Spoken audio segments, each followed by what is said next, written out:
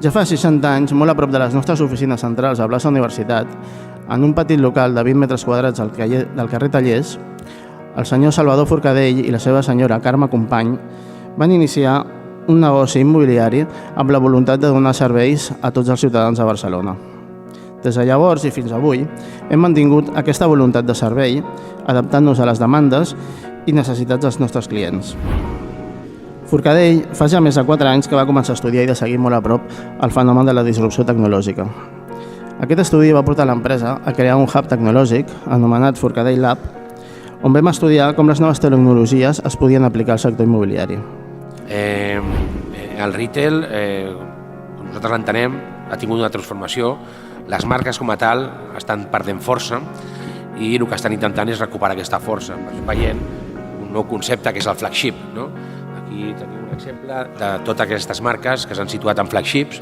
A l'últim exemple tenim la SEAT, que s'ha situat o se situarà quan inauguri el Passeig de Gràcia als Jardinets en Diagonal, on tindrà un flagship, un megastore de 2.400 metres i no tan sols oferirà la venda de vehicles, sinó tindrà sales de concerts, restauració, etc. Al final el que s'està intentant amb el retail és guanyar l'experiència del client i que tot giri entorn del client. Per una altra banda, en relació a les oficines, jo crec que les oficines també han tingut una transformació i sobretot aquesta transformació es pot anomenar coworks.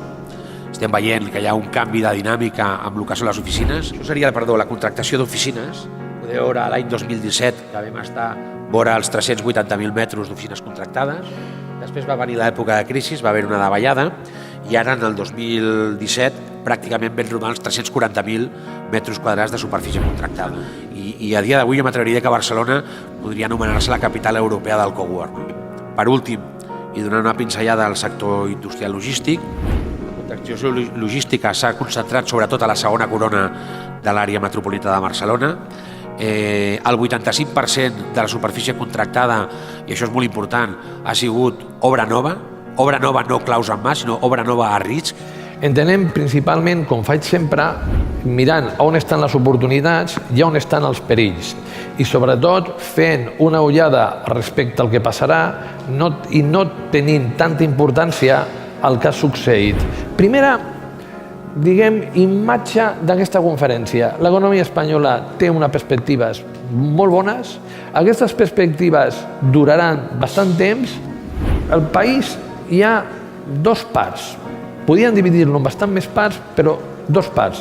Hi ha territori cremat, on, des de la meva perspectiva, l'expectativa de rendibilitat no compensa el risc, i són 3 ciutats. Són Barcelona, Madrid i Palma. Qui està creixent al ritme del 20% anual? Montornès del Vallès. On està incrementant més les vendes? A Lleida, a Tarragona o a Barcelona? A Lleida i a Tarragona. No vagin darrere els preus, siguin estrategues.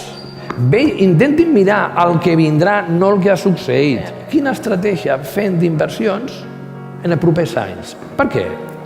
Perquè guanyar diners amb lobby ha desaparegut. Vostès, en l'any 2015, podien guanyar forces calés invertint a Barcelona, reformant i venent. S'acabarà. I el mercat de lloguer diferenciïn.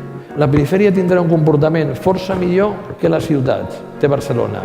La ciutat de Barcelona, l'any vinent, començarem a entrar en un període de lleugeres baixades de preus amb una matització de preus de lloguer, d'impost de lloguer, amb una matització sempre i quan no hi hagi una gran arribada de professionals estrangers.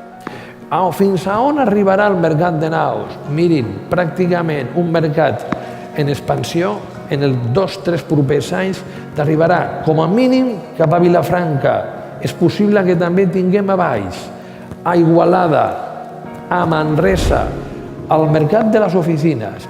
El mercat de les oficines ha demostrat una fortalesa inesperada. Locals comercials, riscs, bastant riscs, comprar en zones secundàries. I ja et dic, cada vegada hi ha una preocupació inferior per la política, cada vegada veig que la incertesa econòmica és inferior i això es mostra del que ha succeït en el mercat de l'habitatge. La situació macroeconòmica és tan bona, és tan espectacular en Catalunya, la competitivitat de les empreses és tan gran. Gràcies a tothom per l'assistència i esperem veure'ls de nou l'any que ve. Moltes gràcies.